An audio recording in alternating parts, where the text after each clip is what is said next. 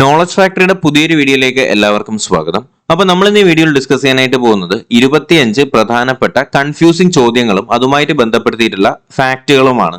തീർച്ചയായിട്ടും പരീക്ഷയ്ക്ക് ഇത് നിങ്ങൾ കണ്ടിട്ടേ പോകാവൂ. കാര്യം പരീക്ഷയ്ക്ക് പലപ്പോഴും തിരിഞ്ഞു പോകുന്ന ചോദ്യങ്ങളാണ് നമ്മൾ ഇന്ന് ഡിസ്കസ് ചെയ്യുന്നത്. അപ്പൊ ഒന്നാമത്തെ ചോദ്യം ശ്രദ്ധിച്ചേ. തൈറോക്സിന്റെ കുറവ് മൂലം കുട്ടികളിൽ ഉണ്ടാവുന്ന അസുഖത്തിന്റെ പേരാണ് എന്ത്? ക്രിട്ടനിസം അല്ലെങ്കിൽ കരോട്ടിനിസം എന്നൊക്കെ പറയും. ഓക്കെ അല്ലേ? അപ്പൊ എങ്ങനെയാണ്? തൈറോക്സിന്റെ കുറവ് മൂലം കുട്ടികളിൽ ഉണ്ടാവുന്ന രോഗമാണ് ക്രിട്ടനിസവും. തൈറോക്സിന്റെ കുറവ് മൂലം മുതിർന്നവരിൽ ഉണ്ടാവുന്ന അസുഖത്തിന്റെ പേരാണ് എന്ത്? മിക്സഡിമയും. ഓക്കെ അല്ലേ? തൈറോക്സിന്റെ കുറവ് മൂലം കുട്ടികളിൽ ഉണ്ടാവുന്നതാണെങ്കിൽ അതിന്റെ പേരെന്താണ്? ക്രിട്ടനിസം അല്ലെങ്കിൽ കരോട്ടിനിസം. എന്നാൽ തൈറോക്സിന്റെ കുറവ് മൂലം മുതിർന്നവരിൽ ഉണ്ടാവുന്ന അസുഖമാണെങ്കിൽ അതിന്റെ പേരെന്താണ്? മിക്സഡിമയാണെന്ന് അറിഞ്ഞിരിക്കുക. ഓക്കെ അല്ലേ? അടുത്ത ചോദ്യം. പഴങ്ങളുടെ രാജാവ് എന്നറിയപ്പെടുന്ന എന്തിനെയാണ്? മാമ്പഴമാണ് അല്ലേ? എന്നാൽ പഴങ്ങളുടെ രാജ്ഞി എന്നറിയപ്പെടുന്ന ആരെയാണ്?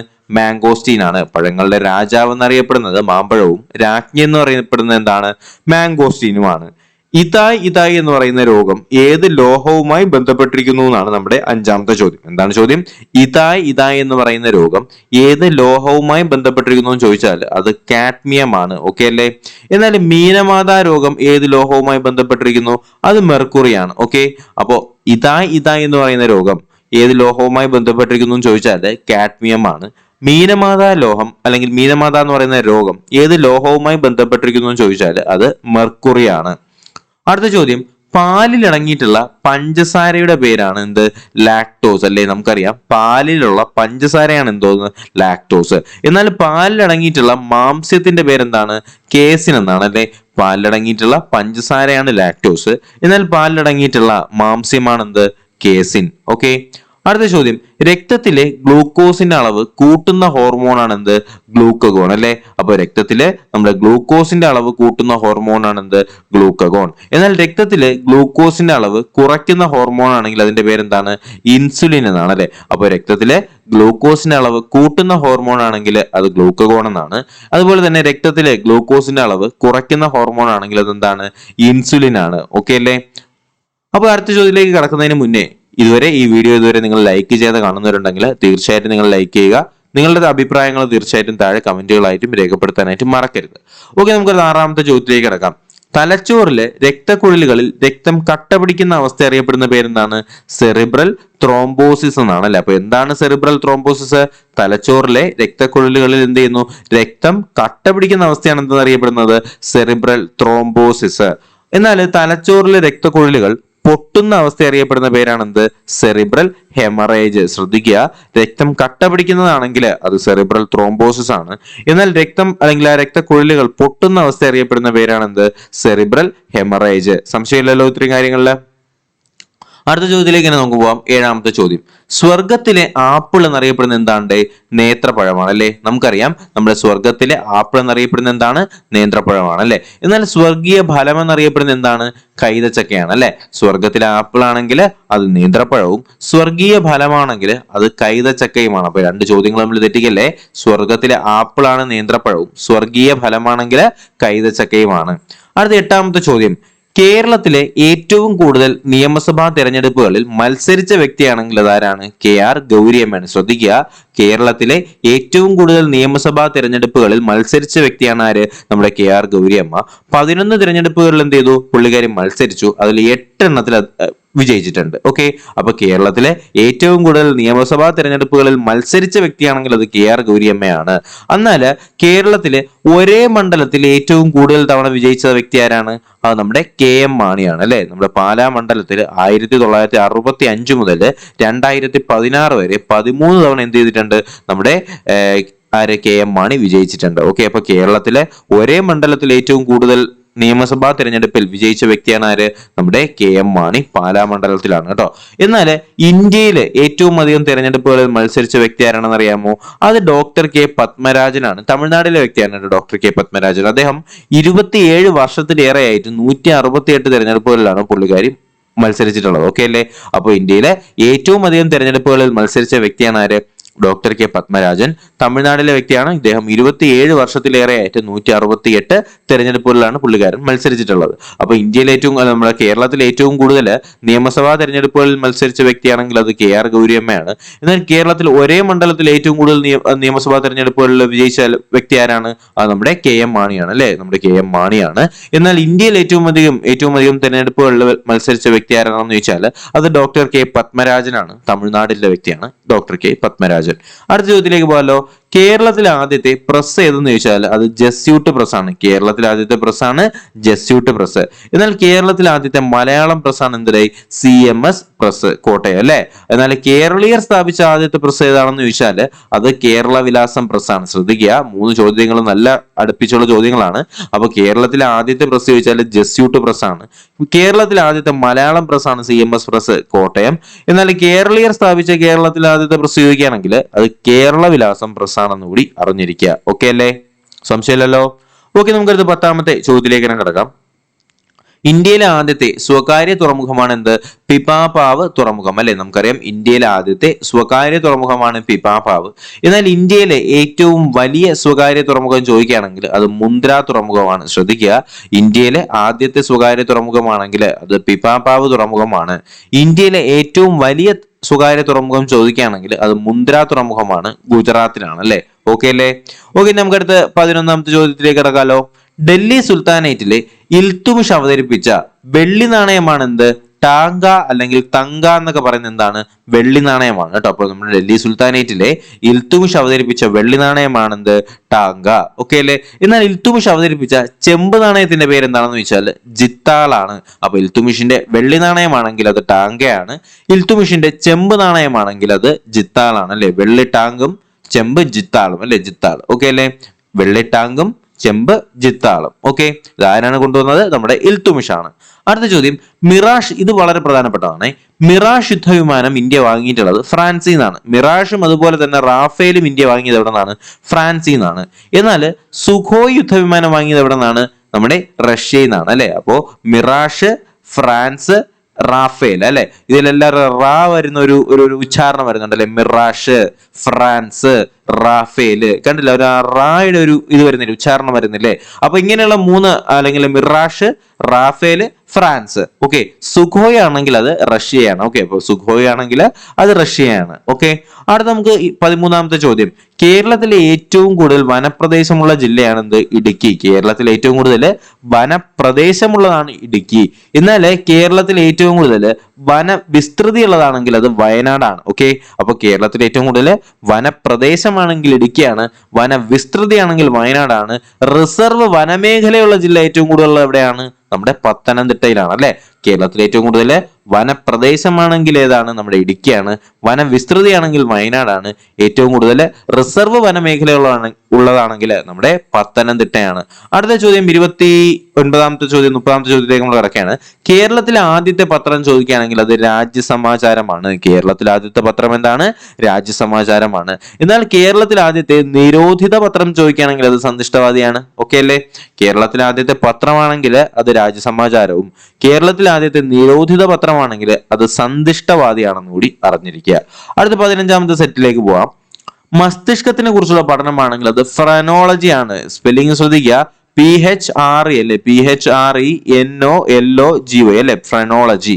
എന്നാൽ കിഡ്നിയെ കുറിച്ചുള്ള പഠനമാണെങ്കിൽ എന്താണ്? നെഫ്രോളജി അല്ലെ, NEPHROLOGY അല്ലെ. അപ്പൊ എന്താണ്? മസ്തിഷ്കത്തിനെ കുറിച്ചുള്ള പഠനം, ബ്രെയിനിനെ കുറിച്ചുള്ള പഠനമാണെങ്കിൽ അത് ഫ്രനോളജിയും, കിഡ്നിയെ കുറിച്ചുള്ള പഠനമാണെങ്കിൽ അത് എന്താണ്? നമ്മുടെ നെഫ്രോളജിയുമാണ്. ഓക്കെ അല്ലേ? അടുത്ത സെറ്റിലേക്ക് പോവാം. ഇന്ത്യയിലെ ആദ്യത്തെ വനിതാ ഫിസീഷ്യൻ ചോദിക്കുകയാണെങ്കിൽ ആനന്ദിബായി ഗോപാൽ റാവു ജോഷിയാണ് കേട്ടോ. അപ്പൊ ഇന്ത്യയിലെ ആദ്യത്തെ വനിതാ ഫിസീഷ്യൻ ആയപ്പോൾ പുള്ളിക്കാരിക്ക് നല്ല ആനന്ദമായിരുന്നു അല്ലെ. അപ്പൊ ഇന്ത്യയിലെ ആദ്യത്തെ വനിതാ ഫിസീഷ്യൻ ആണെങ്കിൽ അത് ആനന്ദിബായി ഗോപാൽ റാവു ജോഷിയാണ്. എന്നാൽ ഇന്ത്യയിൽ ആദ്യമായിട്ട് മെഡിക്കൽ പ്രാക്ടീസ് ആരംഭിച്ച വനിതാ ഫിസീഷ്യൻ ചോദിക്കുകയാണെങ്കിൽ നമുക്ക് ഈ പ്രാക്ടീസ് എന്ന് പറയുമ്പോൾ നമുക്ക് ക്രിക്കറ്റിനെ ഓർത്തൂടെ? ക്രിക്കറ്റിലെ പ്രാക്ടീസ് ഗെയിംസ് ഒക്കെ നടക്കത്തില്ലേ? അപ്പൊ ക്രിക്കറ്റിലെ പ്രാക്ടീസ് ഒക്കെ ഏറ്റവും കൂടുതൽ കളിക്കുന്ന ആരാണ്? ഗാംഗുലിയാണ് അല്ലെ. അപ്പൊ കാദംബനി ഗാംഗുലിയാണ് ഇന്ത്യയിൽ ആദ്യമായിട്ട് മെഡിക്കൽ പ്രാക്ടീസ് ആരംഭിച്ച വനിതാ ഫിസീഷ്യൻ ആണെങ്കിൽ കാദംബനി ഗാംഗുലിയാണ്. ഇന്ത്യയിൽ ആദ്യത്തെ വനിതാ ഫിസീഷ്യൻ ചോദിക്കുകയാണെങ്കിൽ ആനന്ദിബായി ഗോപാൽ റാവു ജോഷിയാണ്. ഓക്കെ, അടുത്ത ചോദ്യം. ഇത് വളരെ പ്രധാനപ്പെട്ടതും നിങ്ങൾക്ക് ഇടയ്ക്കിടയ്ക്ക് തെറ്റാൻ ചാൻസ് ഉള്ളതായിട്ടുള്ള ചോദ്യമാണ്. ശ്രദ്ധിക്കുക. പന്തി ഭോജനമാണെങ്കിൽ തൈക്കാടയ്യാണ്. നമ്മൾ ഈ പന്തലൊക്കെ കിട്ടിയിട്ടല്ലേ ചെറിയ തെങ്ങും തൈയൊക്കെ വയ്ക്കുന്നത്, പന്തലൊക്കെ കിട്ടിയിട്ടല്ലേ. അപ്പൊ പന്തി ഭോജനം തൈക്കാടയ്യ. സമപന്തി ഭോജനമാണെങ്കിൽ അത് വൈകുണ്ഠസ്വാമിയാണ്. സമപന്തി ഭോജനമാണെങ്കിൽ അത് വൈകുണ്ഠസ്വാമിയാണ്. ഓക്കെ അല്ലേ. അടുത്ത ചോദ്യം, മിശ്രഭോജനം എന്ന് പറയുമ്പോൾ എല്ലാവരും ഒരുമിച്ചിരുത്തി ആയൊക്കെ കണ്ടുകൊണ്ട് നമ്മൾ ഭക്ഷണം കൊടുക്കുന്നതല്ലേ. മിശ്രഭോജനം ആയപ്പോഴത്തേക്ക് എന്താണ് നമ്മൾ പറഞ്ഞു, സഹോദരന്മാരായി കാണും അല്ലെ. അപ്പൊ എന്താണ്, സഹോദരൻ അയ്യപ്പനാണ്. മിശ്രഭോജനം സഹോദരൻ അയ്യപ്പനാണ്. എന്നാൽ പ്രീതി ഭോജനം എന്താണ്, നമ്മൾ വാക്ക് കൊടുത്തിട്ടല്ലേ പ്രീതിപ്പെടുത്തുന്ന ആൾക്കാരെ അല്ലെ. വാക്ക് കൊടുത്തല്ലേ പ്രീതിപ്പെടുത്തും. ഞാനിപ്പോ ഇങ്ങനെ ചെയ്യാം അങ്ങനെ ചെയ്യാം എന്നൊക്കെ പറഞ്ഞുകൊണ്ട് വാക്ക് കൊടുത്തിട്ടല്ലേ പ്രീതിപ്പെടുത്തുന്നത്. അപ്പൊ എന്താണ് പ്രീതി ഭോജനം വാഗ്ഭടാനന്ദ. പ്രീതി ഭോജനം വാഗ്ഭടാനന്ദ. പന്തി ഭോജനം തൈക്കാടയ്യ, സമപന്തി ഭോജനം വൈകുണ്ഠസ്വാമി, മിശ്രഭോജനം സഹോദരൻ അയ്യപ്പനാണ്, പ്രീതി ഭോജനമാണെങ്കിൽ അത് വാഗ്ഭടാനന്ദനാണ്. ഓക്കെ അല്ലേ. അടുത്ത സെറ്റ്, ആഫ്രിക്കയിലെ ആദ്യത്തെ റിപ്പബ്ലിക്കൻ രാജ്യമാണ് ലൈബീരിയ. ആഫ്രിക്കയിലെ ആദ്യത്തെ സ്വതന്ത്ര രാജ്യമാണെങ്കിൽ അത് ഘാനയാണ്. ആഫ്രിക്കയിലെ ആദ്യത്തെ റിപ്പബ്ലിക്കൻ രാജ്യമാണ് ലൈബീരിയ, സ്വതന്ത്ര രാജ്യമാണ് എന്ത്, ഘാന. റിപ്പബ്ലിക്കൻ രാജ്യം ലൈബീരിയ, സ്വതന്ത്ര രാജ്യമാണ് ഘാന. ഓക്കെ അല്ലേ. അടുത്ത ചോദ്യം, ഇന്ത്യൻ ഭരണഘടനയുടെ ആത്മാവെന്ന് ആമുഖത്തിന് വിശേഷിപ്പിച്ചത് ആരാണ്? താക്കൂർദാസ് ഭാഗവാണ് അല്ലെ. ശ്രദ്ധിക്കുക, ഇന്ത്യൻ ഭരണഘടനയുടെ ആത്മാവെന്ന് അറിയപ്പെടുന്ന ആമുഖമാണ്. അങ്ങനെ പറഞ്ഞത് താക്കൂർദാസ് ഭാഗവാണ്. എന്നാൽ ഇന്ത്യൻ ഭരണഘടനയുടെ ഹൃദയവും ആത്മാവും, heart and soul of Indian constitution എന്ന് വിശേഷിക്കപ്പെട്ടത് നമ്മുടെ ആർട്ടിക്കിൾ 32-നെയാണ്. അതിനങ്ങനെ പറഞ്ഞത് ആരാണ്? നമ്മുടെ BR അംബേദ്കർ ആണ് അല്ലെ. അപ്പൊ ഇന്ത്യൻ ഭരണഘടനയുടെ ആത്മാവെന്ന് വിശേഷിപ്പിച്ചത് നമ്മുടെ ആമുഖത്തിനെയാണ്. അങ്ങനെ പറഞ്ഞത് താക്കൂർദാസ് ഭാഗവാണ്. ഇന്ത്യൻ ഭരണഘടനയുടെ ഹൃദയവും ആത്മാവും എന്ന് വിശേഷിപ്പിച്ചത് ആർട്ടിക്കിൾ 32-നെ BR അംബേദ്കർ ആണെന്ന് കൂടി അറിഞ്ഞിരിക്കുക. 20-ാമത്തെ ചോദ്യം, ജ്ഞാനപീഠ പുരസ്കാരം നേടിയ ആദ്യ മലയാളിയാണെങ്കിൽ അത് G ശങ്കരക്കുറുപ്പാണ്. 1965-ലാണ് G ശങ്കരക്കുറുപ്പ് 1965 എന്ത് ചെയ്യുന്നു, പുള്ളിക്കാരന് ആദ്യത്തെ ജ്ഞാനപീഠ പുരസ്കാരം ആദ്യമായി നേടിയ മലയാളിയായിട്ട് ആര് മാറുന്നു? നമ്മുടെ G ശങ്കരക്കുറുപ്പ് മാറുന്നു. എന്നാൽ ജ്ഞാനപീഠ പുരസ്കാരം നേടിയ ആദ്യ മലയാളി നോവലിസ്റ്റ് ആണ് ആര്? SK പൊറ്റക്കാട് 1980. അപ്പൊ SK പൊറ്റക്കാടിന് നമ്മുടെ ജ്ഞാനപീഠ പുരസ്കാരം കിട്ടുന്നത് 1980-ലാണ്. നമ്മുടെ G ശങ്കരക്കുറുപ്പിന് കിട്ടുന്നതാണെങ്കിൽ 1965-ലാണ് അല്ലെ. ജ്ഞാനപീഠ പുരസ്കാരം നേടുന്ന ആദ്യ മലയാളിയാണ് G ശങ്കരക്കുറുപ്പ്. ജ്ഞാനപീഠ പുരസ്കാരം നേടുന്ന ആദ്യ മലയാളി നോവലിസ്റ്റ് ആണ് ആര്? SK പൊറ്റക്കാട്. ഓക്കെ. അടുത്ത ചോദ്യം, ഇന്ത്യൻ അക്കാഡമി ഓഫ് സയൻസ് സ്ഥാപിച്ചത് ആരെന്ന് ചോദിച്ചാൽ അത് CV രാമനാണ്. ശ്രദ്ധിക്കുക, ഇന്ത്യൻ അക്കാഡമി ഓഫ് സയൻസ് ആണെങ്കിൽ അത് CV രാമനും, ഇന്ത്യൻ ഇൻസ്റ്റിറ്റ്യൂട്ട് ഓഫ് സയൻസ് ആണെങ്കിൽ അത് ജംഷഡ്ജി ടാറ്റയുമാണ്. ശ്രദ്ധിക്കണേ, ഇന്ത്യൻ അക്കാഡമി ഓഫ് സയൻസ് ആണെങ്കിൽ അത് CV രാമനും, ഇന്ത്യൻ ഇൻസ്റ്റിറ്റ്യൂട്ട് ഓഫ് സയൻസ് ആണെങ്കിൽ അത് ജംഷഡ്ജി ടാറ്റയുമാണ്. ഓക്കെ. അടുത്ത ചോദ്യം, ആഭ്യന്തര അടിയന്തരാവസ്ഥ പ്രഖ്യാപിച്ച ആദ്യത്തെ രാഷ്ട്രപതി ആരെന്ന് ചോദിച്ചാൽ അത് ഫക്രുദ്ദീൻ അഹമ്മദ് അലിയാണ്. ശ്രദ്ധിക്കുക, ആഭ്യന്തര അടിയന്തരാവസ്ഥ പ്രഖ്യാപിച്ച ആദ്യത്തെ രാഷ്ട്രപതി ചോദിക്കുകയാണെങ്കിൽ അതാരാണ്? ഫക്രുദ്ദീൻ അലി അഹമ്മദ് ആണ്. എപ്പോഴാണ്? 1975 ജൂൺ 25-നാണ് അല്ലെ. ജൂൺ 25-ന്. ആ സമയത്ത് നമ്മുടെ പ്രധാനമന്ത്രി ആരായിരുന്നു? ഇന്ദിരാഗാന്ധിയാണ് അല്ലെ. നമുക്കറിയാം ഇന്ദിരാഗാന്ധിയാണ്. എന്നാൽ ദേശീയ അടിയന്തരാവസ്ഥ പ്രഖ്യാപിച്ച ആദ്യത്തെ രാഷ്ട്രപതി ഡോക്ടർ എസ് രാധാകൃഷ്ണനാണ്. 1962-ലെ ഇൻഡോ ചൈന യുദ്ധമാണ് അല്ലെ. ഇൻഡോ ചൈന യുദ്ധമാണ് അല്ലെ. ആ സമയത്ത് നമ്മുടെ പ്രധാനമന്ത്രി ആരായിരുന്നു? നമ്മുടെ നെഹ്റു ആയിരുന്നു അല്ലെ. നെഹ്റു ആണ്. അപ്പോ ആഭ്യന്തര അടിയന്തരാവസ്ഥ പ്രഖ്യാപിച്ച ആദ്യത്തെ രാഷ്ട്രപതി ഫക്രുദ്ദീൻ അലി അഹമ്മദും അതിന്റെ ഡേറ്റും വർഷമൊക്കെ ശ്രദ്ധിക്കുക. 1975 ജൂൺ 25, പ്രധാനമന്ത്രി ഇന്ദിരാഗാന്ധി. എന്നാൽ ദേശീയ അടിയന്തരാവസ്ഥ പ്രഖ്യാപിച്ച ആദ്യത്തെ രാഷ്ട്രപതിയാണെങ്കിൽ അത് doctor S Radhakrishnan. 1962 Indo China യുദ്ധം, പ്രധാനമന്ത്രി നെഹ്റു. അടുത്ത ചോദ്യത്തിൽ അത് തന്നെയാണ് പറയുന്നത്. 1975 അടിയന്തരാവസ്ഥ കാലത്ത് പ്രധാനമന്ത്രി ഇന്ദിരാഗാന്ധി എന്ന് പറയുന്നുണ്ട്. ആദ്യത്തെ ദേശീയ അടിയന്തരാവസ്ഥയിലെ ആദ്യത്തെ ദേശീയ അടിയന്തരാവസ്ഥ എപ്പോഴാണ്? 1962-ലാണ് അല്ലെ. നമ്മൾ ഓൾറെഡി പറഞ്ഞിട്ടുണ്ടായിരുന്നു. 62-ലാണ് ദേശീയ അടിയന്തരാവസ്ഥ വരുന്നത്. ഈ സമയത്ത് പ്രധാനമന്ത്രി ആരായിരുന്നു എന്ന് പറഞ്ഞിട്ടുണ്ട്? നമ്മൾ നെഹ്റു ആണെന്ന് കഴിഞ്ഞ ചോദ്യത്തിന്റെ കൂടെ തന്നെ പറഞ്ഞിട്ടുണ്ടായിരുന്നു. 24-ാമത്തെ ചോദ്യം, സെർവൻസ് ഓഫ് ഇന്ത്യ സ്ഥാപിച്ചത് ഗോപാലകൃഷ്ണ ഗോഖലെയാണ്. ശ്രദ്ധിക്കുക, സെർവൻസ് ഓഫ് ഇന്ത്യ സ്ഥാപിച്ചതാണെങ്കിൽ ഗോപാലകൃഷ്ണ ഗോഖലെയാണ്. എന്നാൽ സെർവൻസ് ഓഫ് ഗോഡ് സ്ഥാപിച്ചതാണെങ്കിൽ അത് ഖാൻ അബ്ദുൽ ഗാഫർ ഖാനാണ്. ശ്രദ്ധിക്കുക, സെർവൻസ് ഓഫ് ഇന്ത്യ ആണെങ്കിൽ അത് ഗോപാലകൃഷ്ണ ഗോഖലെയാണ്. സെർവൻസ് ഓഫ് ഗോഡ് ആണെങ്കിൽ അത് ഖാൻ അബ്ദുൽ ഗാഫർ ഖാനാണ്. ഓക്കെ അല്ലേ. അടുത്ത ചോദ്യത്തിലേക്ക് പോകാലോ. അടുത്ത ചോദ്യം നമ്മുടെ 25-ാമത്തെ ചോദ്യമാണ്. ശ്രദ്ധിക്കുക, ഉദയസൂര്യന്റെ നാടെന്നറിയപ്പെടുന്ന ജപ്പാനാണ്. ഉദയസൂര്യന്റെ നാട് ജപ്പാനാണ്. എന്നാല് അസ്തമയ സൂര്യന്റെ നാടെന്നറിയപ്പെടുന്ന എന്താണ്? യുണൈറ്റഡ് കിങ്ഡം ആണ് അല്ലെ. സൂര്യൻ അസ്തമിക്കാത്ത നാട് എന്നൊക്കെ അറിയപ്പെടുന്ന അസ്തമയ സൂര്യന്റെ നാട് എന്നറിയപ്പെടുന്നത് യുണൈറ്റഡ് കിങ്ഡം ആണ്. എന്നാൽ അർദ്ധരാത്രി സൂര്യന്റെ നാടാണെങ്കിൽ അത് നോർവേ ആണ്. ശ്രദ്ധിക്കുക, ഉദയസൂര്യന്റെ നാട് ജപ്പാൻ, അർദ്ധരാത്രി സൂര്യന്റെ നാട് നോർവേ, എന്നാൽ അസ്തമയ സൂര്യന്റെ നാടാണെങ്കിൽ യുണൈറ്റഡ് കിങ്ഡം. എന്നാൽ സൂര്യോദയ ഭൂമി എന്നറിയപ്പെടുന്നത് അരുണാചൽ പ്രദേശാണ്. സൂര്യോദയ ഭൂമി ഇന്ത്യയിലാണ്. ഇന്ത്യയിൽ സൂര്യോദയ ഭൂമി എന്നറിയപ്പെടുന്നത് അരുണാചൽ പ്രദേശിലാണ്. ഇന്ത്യയിൽ അസ്തമയ സൂര്യന്റെ നാട് എന്നറിയപ്പെടുന്നത് രാജസ്ഥാനെയാണ്. ഇന്ത്യയിലെ അസ്തമയ സൂര്യന്റെ നാട് എന്നറിയപ്പെടുന്നത് രാജസ്ഥാനെയാണ്. ഓക്കെ അല്ലേ? അപ്പൊ ഉദയ സൂര്യന്റെ നാട് ജപ്പാൻ, അർദ്ധരാത്രി സൂര്യന്റെ നാട് നോർവേ, അസ്തമയ സൂര്യന്റെ നാട് യുണൈറ്റഡ് കിങ്ഡം. ഇന്ത്യയിലെ സൂര്യോദയ ഭൂമി എന്നറിയപ്പെടുന്നത് അരുണാചൽ പ്രദേശാണ് അല്ലേ? നമുക്കറിയാം അരുണരശ്മികളുടെ നാട്, ചുവന്ന മലകളുടെ നാട്, ഓർക്കിഡ് സംസ്ഥാനം എന്നൊക്കെ അറിയപ്പെടുന്നത് അരുണാചൽ പ്രദേശിനെയാണ്. എന്നാൽ അസ്തമയ സൂര്യന്റെ നാട് എന്നറിയപ്പെടുന്നത് എവിടെയാണ്? രാജസ്ഥാനാണ്. ഓക്കെ അല്ലേ? അപ്പൊ നമ്മൾ ഇപ്പോൾ ഡിസ്കസ് ചെയ്തത് 25 സെറ്റ് ചോദ്യങ്ങളാണ് അല്ലേ? 25 സെറ്റ് കറണ്ട് നമ്മുടെ കൺഫ്യൂസിങ് ചോദ്യങ്ങളാണ്. പക്ഷെ 25 സെറ്റ് ചോദ്യങ്ങളിലായിട്ട് നമ്മൾ എത്ര ചോദ്യങ്ങൾ പഠിച്ചു? 60 ചോദ്യങ്ങൾ പഠിച്ചു. അപ്പൊ തീർച്ചയായിട്ടും ഈ ഒരു വീഡിയോ നിങ്ങൾക്ക് ഫലപ്രദമായി എന്ന് തന്നെ വിശ്വസിക്കുന്നു. അങ്ങനെയാണെങ്കിൽ എന്ത് ചെയ്യുക? വീഡിയോ ലൈക്ക് ചെയ്യുക, ചാനൽ സബ്സ്ക്രൈബ് ചെയ്യുക. തീർച്ചയായിട്ടും നിങ്ങളുടെ സുഹൃത്തുക്കളിലേക്ക് കൂടി ഈ ഒരു വീഡിയോ എത്തിച്ചു കൊടുക്കാനായിട്ട് മറക്കരുത്. അപ്പോൾ എന്തായാലും നമുക്ക് പുതിയൊരു വീഡിയോയും ക്ലാസ്സും ഒക്കെ ആയിട്ട് ഉടനെ തന്നെ കാണാം. അതുവരേക്കും എല്ലാവർക്കും bye bye, good bye, take care.